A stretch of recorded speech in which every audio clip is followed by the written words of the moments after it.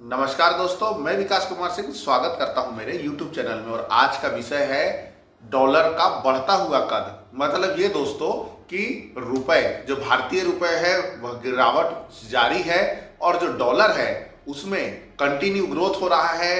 अब की बार 90 पार।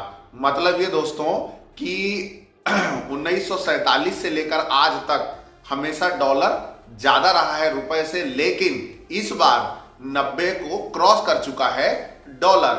मतलब ये दोस्तों कि अगर आपको $1 खरीदना है तो आपको 90 रुपए तक देना पड़ सकता है।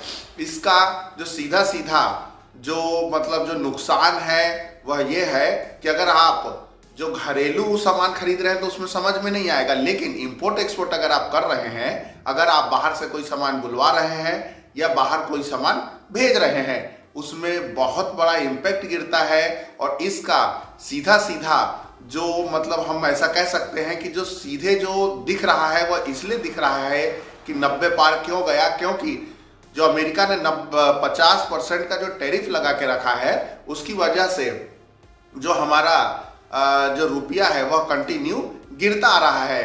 हालांकि देश में और भी दुनिया में और भी जो देश हैं, जैसा कि एशियन कंट्री में ही मानिए कि चाइना की करेंसी है, चाहे जापानी करेंसी है, चाहे और भी बहुत सारे देश हैं, उनकी करेंसी स्थायी बनी हुई है। बांग्लादेश तक की करेंसी स्थायी बनी हुई है, लेकिन जो इंडियन रुपीज है उसमें कंटिन्यू गिरावट देखी जा रही है।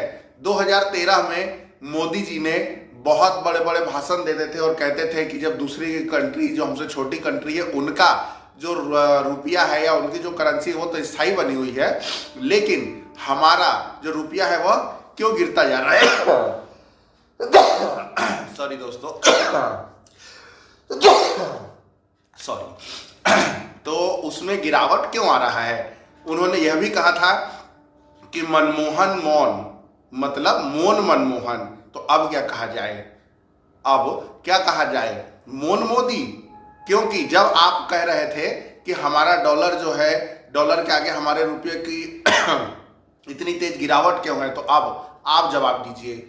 आपसे सवाल पूछना लाजमी है, क्योंकि आपने बहुत सवाल उठाए थे और मनमोहन सिंह की बहुत विश्व स्तर पर बड़ी बेइज्जती की थी। इतना बड़ा इकोनॉमिस्ट, इतनी बड़ी हस्ती, और मोदी जी ने उनकी बुराई की थी। हालांकि मैं मोदी जी के खिलाफ नहीं हूं, मैंने मोदी जी को वोट दिया है, लेकिन जहां आप गलत है मोदी जी, आपसे सवाल पूछा जाएगा।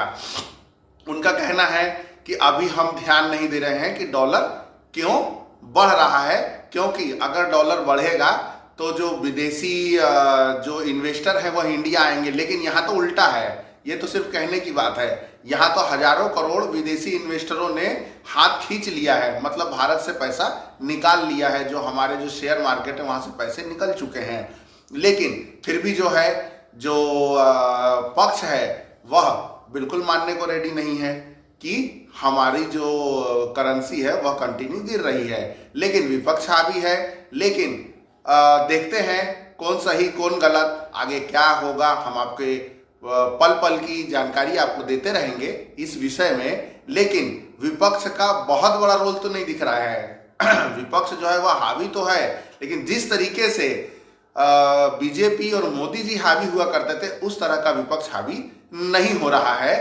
तो दोस्तों, आपको क्या लगता है, पक्ष जो कह रहा है वह सही है या विपक्ष जो कह रहा है वह सही है?